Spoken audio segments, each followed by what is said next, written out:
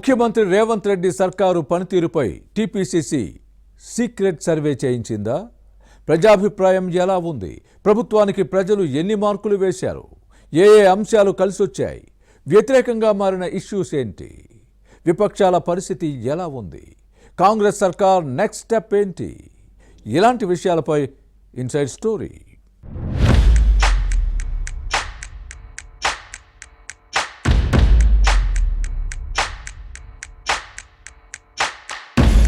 స్థానిక సంస్థల ఎన్నికలపై తెలంగాణ కాంగ్రెస్ ఫోకస్ పెంచింది. ముఖ్యమంత్రి రేవంత్ రెడ్డి నేతృత్వంలో ప్రభుత్వానికి ఏడాది పూర్తయింది.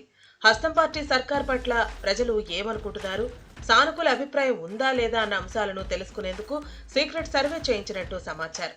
ఎన్నికల్లో ఇచ్చిన హామీల్లో కొన్ని అమలు చేసినప్పటికీ మరికొన్ని ఇంకా ప్రారంభం కాలేదు. ముఖ్యంగా రైతు భరోసా అమలుకు ప్రభుత్వం వేగంగా అడుగులు వేస్తున్నా ఇంకా కార్యరూపం దాల్చలేదు.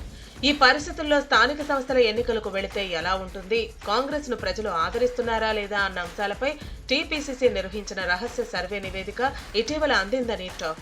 ఉమ్మడి జిల్లాల్లో చేసిన సర్వేలో 2-3 చోట్ల మినహా రాష్ట్ర వ్యాప్తంగా కాంగ్రెస్ పాలన పట్ల ప్రజలు సానుకూలంగా ఉన్నారని పార్టీ వర్గాల్లో వినిపిస్తోంది. ప్రజాపాలన విజయోత్సవాలకు ముందున్న పరిస్థితితో పోలిస్తే ప్రస్తుతం 6-7% సానుకూలత పెరిగినట్లు సర్వేలో తేలిందని సమాచారం.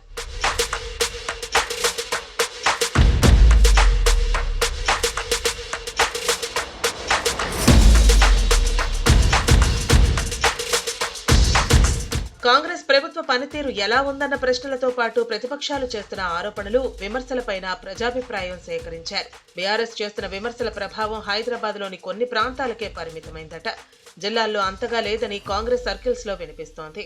గత నెల 4న పుష్ప 2 సినిమా ప్రీమియర్ షో ప్రదర్శన సమయంలో హైదరాబాద్ సంధ్యా థియేటర్ దగ్గర జరిగిన తొక్కిసలాట ఘటన విషయంలో ప్రభుత్వం వ్యవహరించిన తీరుపై సానుకూలత వ్యక్తమైంది. తెలంగాణ తల్లి నూతన విగ్రహ ఏర్పాటు, కవులను గుర్తించడం వంటి అంశాలు ప్రభుత్వంతో పాటు కాంగ్రెస్ కు కలిసొచ్చినట్లు సమాచారం. ప్రజాపాలన ఏడాది విజయోత్సవ సభల్లో లోపాలను సమీక్షించుకుని ప్రభుత్వం అమలు చేస్తున్న సంక్షేమ, అభివృద్ధి పథకాలను ప్రజల్లోకి తీసుకెళ్లటం కాంగ్రెస్ కు బాగా ఉపయోగపడింది. ప్రతికూల ఆర్థిక పరిస్థితుల్లోనూ సంక్షేమ, అభివృద్ధి పథకాలు అమలు చేస్తున్న అంశాన్ని విస్తృతంగా ప్రజల్లోకి తీసుకువెళ్లటం అనుకూలించింది. రైతు రుణమాఫీ, ఉద్యోగ నియామకాలు, సన్నరకం ధాన్యానికి 500 రూపాయల బోనస్ చెల్లింపు పాజిటివ్ టాకు కారణమైనట్టు సర్వేలో తేలింది. ఇక ఇందిరమ్మ ఇళ్ల లబ్ధిదారుల ఎంపిక, తెల్ల రేషన్ కార్డుల జారీకి చర్యలు కాంగ్రెస్ ప్రభుత్వం పట్ల ప్రజల్లో సానుకూలతను పెంచాయి.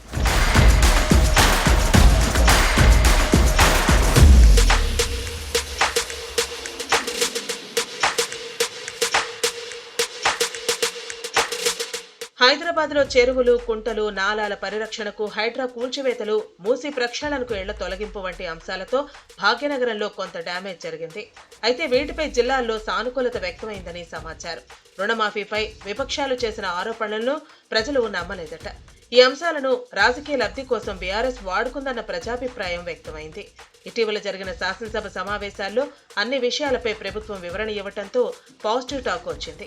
ఇక రెసిడెన్షియల్ స్కూల్స్, హాస్టల్ సమస్యలు, ముఖ్యంగా నాసిరకం భోజనం పెడుతున్నారన్న విపక్షాల విమర్శలను తిప్పికొట్టడంతో ప్రభుత్వం సక్సెస్ అయింది. అయితే దీని వెనుక ప్రతిపక్షాల కుట్ర ఉందన్న వాదాన్ని సర్కారు వినిపించింది.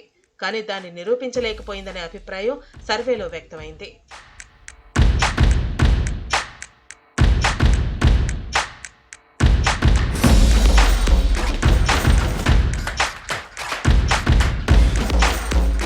ఇక అర్హులైన అందరికీ సంక్రాంతి తర్వాత రైతు భరోసా ఇస్తామని కాంగ్రెస్ ప్రభుత్వం ప్రకటించింది. బీఆర్ఎస్ ప్రభుత్వంలో మాదిరిగా రియల్ ఎస్టేట్ వెంచర్లు, గుట్టలకు పెట్టుబడి సాయం ఇవ్వబోమని చెప్పడంపై ప్రజల నుంచి సానుకూలత వచ్చింది. మొత్తం మీద సర్వే ఫలితాలు అనుకూలంగా రావడంతో హస్తం పార్టీ నేతలు ఆనందంగా ఉన్నారు.